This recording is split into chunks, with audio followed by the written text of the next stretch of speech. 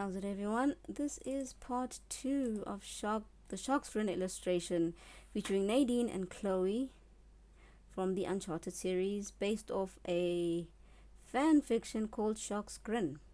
So I did Nadine the last time. As you can see, I think I increased her body size a bit because she looked rather small. So now we're doing Chloe Fraser. Her anatomy is a lot messier than Nadine's, and it was a challenge, but I did what I could. So let's get to it. I used circles, squares, rectangles, anything to shape her body, cylinders. And then I did a line that went from where I think her eye would be to Nadine's, just so that I could keep it in line. Otherwise, one eye's looking up, one eye's looking down. It was gonna look super awkward. When you draw an eye and side profile, try and make sure that the beginning with the, what's it called? Help me out here. What's this thing called? The sphere of your eye, whatever, that it lines up with the corner of your lip. And this video so far, let's see, how far am I now? I'm on the grass. That was fairly simple.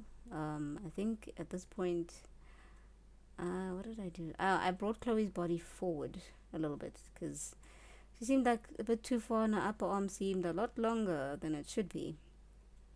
So I brought that a bit forward. I gave a bit more volume to her chest, her breast.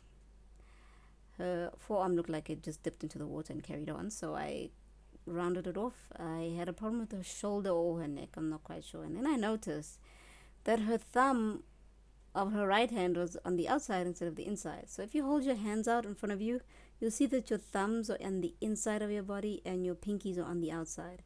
So I basically redid it using like a cup shape for the palm, and then cylinders for the phalanges, and of course a bit of reference from what I could find, and taking a picture of my own hand.